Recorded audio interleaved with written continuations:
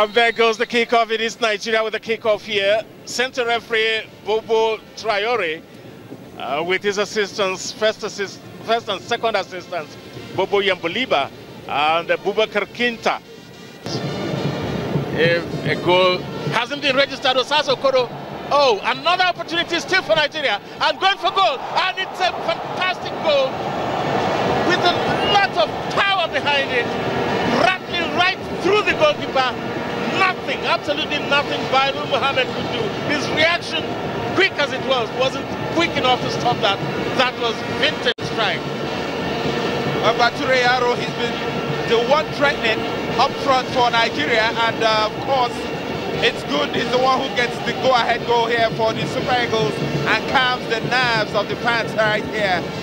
A sweeping move for the Super Eagles. We thought the chance was gone early on when Osaso Koro missed an opportunity, but the ball spilled the right way. An acute angle it was, but look at that strike from Bature Yaro. He put all the power behind it. The pull and the tackle inside, and the referee gives a penalty to Nigeria. That was a full-blooded tackle. It is Chisom Chikatara who is writing, well, not Chikatara actually, but the Nigerian is writing in pain there. That's Enyimba forward, Ezekiel Bassi, dancing. Opportunity, it wouldn't be better than this to get the second goal. You can see here, what was the Burkinabe defender thinking about? That was a routine ball to clear.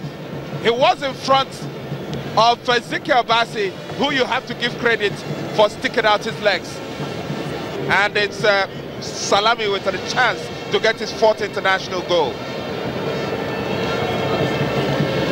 Bola Salami, 3 goals in the 3-0 whitewash of Sunshine Stars by Warri Wolves. 1 goal against Rangers International, and now with a chance to make it 4 in 3. He does that with consummate ease. He puts it away. You can see the celebration on the bench of the Nigerians. 2 goals is definitely better than 1. Bola Salami came on. He has made a difference, and that's what the coach expected him to do. Showers of blessing raining on Nigeria, and well, the heavens just opened up. But that was a goal long in coming for Nigerian Super Eagles. And that's a very good strike from Bola Salami. He didn't flinch, he simply went one way, and of course Mohamed Bailu went the other. That was a super penalty. He knew exactly, just opened his instep and swept it to the goalkeeper's right. And you can see what it means. When Coach Sunday only says starts doing like this, is a lot to Bola Salami. Thank you so much. Despite all the talks, yeah, the team went all out to beat Burkina Faso by 2 goals to nothing. Only let me get you talking. What we saw, it's another testament that we have quality in the domestic league. It's not in doubt, Austin. You know, when you watch, you know, we are talking about Osaso Koro. Yeah. When you watch him, he has played for Rangers International, played for Heartland. You know, if you have followed his career, you know that this young man, very talented. You know, what they need is more opportunities like this to showcase what they, you know, they have in store. The same thing with Bature Yaro, who scored the first goal.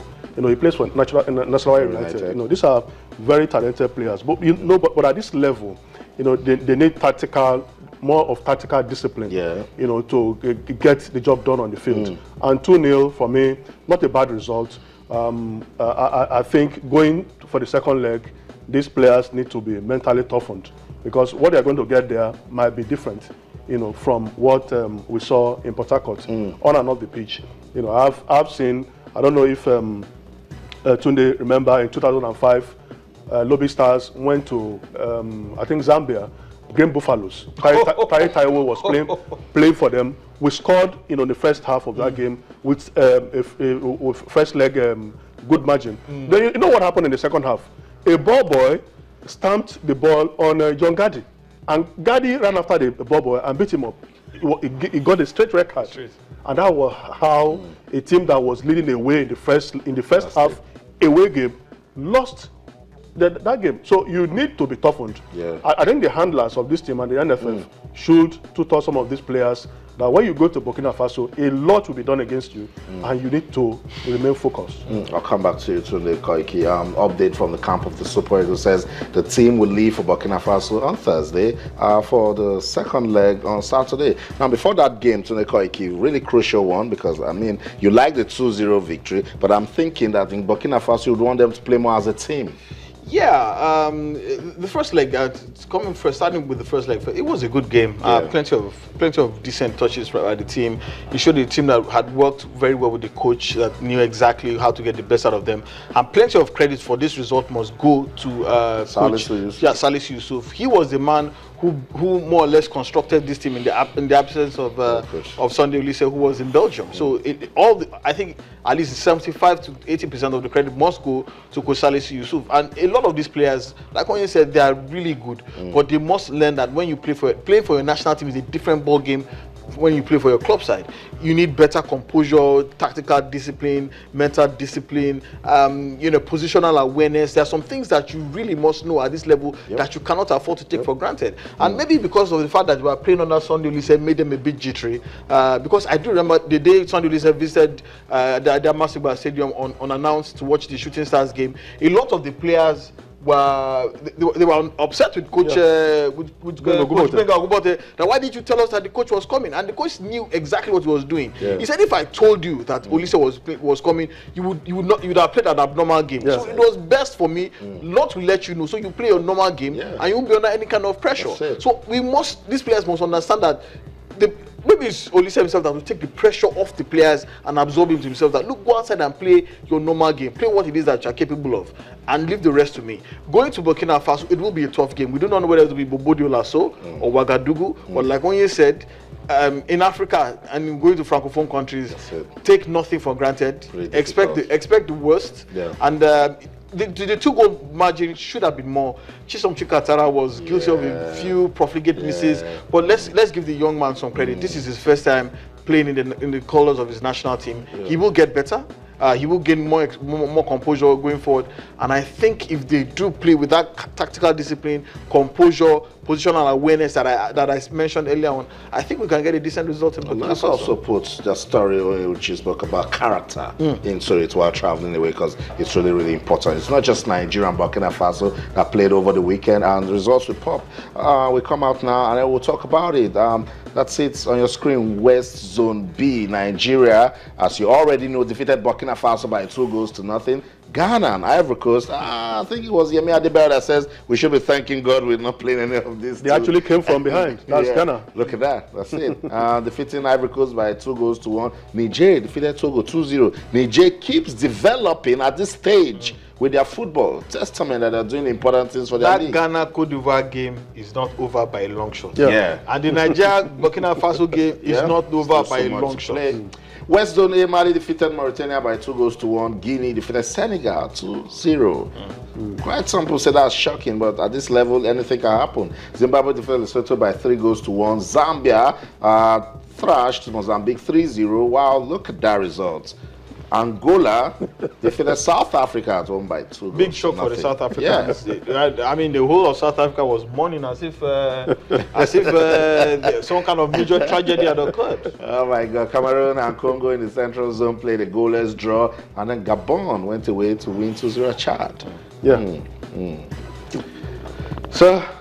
Some of the results are Central East Zone, Uganda and Sudan winning down 2-0. Quite surprising again, but a testament that their league, When you have teams like El Hilal, El Merreikh, top teams, they get to the crucial stages of CAF Continental Championship, then you have a pool of great players. Well-funded league, so it's not surprising. So I totally agree. Uganda losing down to Sudan right there. So that's the results from the 2016 CHAN qualifiers. We're waiting to see if the home-based Super Eagles will go to Burkina Faso and then just complete the good work they started in Port Harcourt. All the best to Team Nigeria as they look for a place at the 2016 CHAN Championship. Let's leave that one and talk about the level at which everyone is concerned with development.